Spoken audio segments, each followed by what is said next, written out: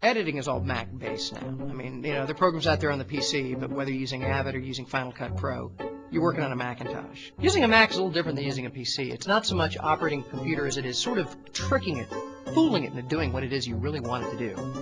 You kind of have to sneak up on a Mac. I don't feel like I'm operating the Mac so much as I'm just there sharing the Mac experience. And if I can do something useful while the Mac is willing, so much the better. One of the coolest features of the Macintosh is it's really easy to shut down. All you have to do is be using a piece of software and then poof, it goes away. It's gone. It's shut down. You didn't push any buttons. You didn't close. You didn't even save. It's just gone. Unless you want to shut down a Mac. Oh, that's a whole other story. I mean, you try to close a program and it locks up, and then you do that funny, what is it, the cloverleaf period thing? These unnatural and ultimately useless interrupt keys. Then nothing moves. Then you push the power button and it won't turn off. You go around and unplug it, and you better hope you're not on a laptop, because then you got to find the damn battery and try to pull that out, or the thing will never shut down. So I put my CD in the CD-ROM tray, and I'm copying media off that CD, dragging it onto my desktop, dragging it onto my desktop, dragging it onto my desktop. I eject it, and where did my files go? It's the only operating system I know of where click and drag does not mean you actually copy or move anything. No, you're just making shortcuts on your desktop. So I've got my next CD, and I slam it into the CD-ROM tray, and lo and behold, it starts playing all by itself. I'm looking for a way to turn it off. Finally, out of desperation, I click and drag the CD into the garbage can. The system locks up.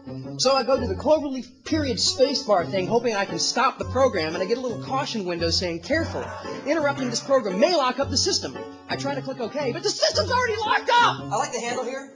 That's so you can attach a chain and use it as a boat anchor! The Mac is practicing some kind of bizarre psychological warfare on me because I'm working late at night, and at the corner of my eye I keep seeing this thing jumping up and down. The update manager is bouncing at the bottom of the screen like a Jack Russell fucking terrier. So I'm looking around in the list of the files trying to find the executable it wants me to update, and if I click on any one of them by accident, I rename it! Oh no, it's been renamed nothing. It was some kind of important system file, and the computer crashes! On a PC, no data's really lost. I mean, there's a way to undelete a file. If you know what you're doing in DOS, you can go in and recover anything that's been corrupted.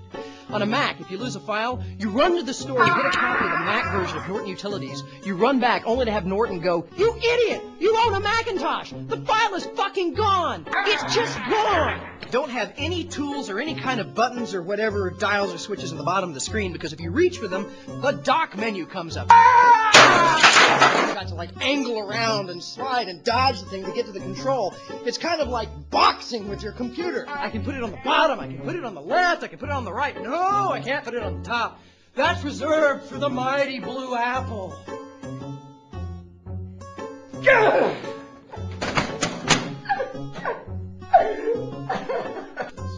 My name is Hunter Kressel. I'm an editor, and I cut together everything you saw tonight on a Macintosh. Mac killed my inner child.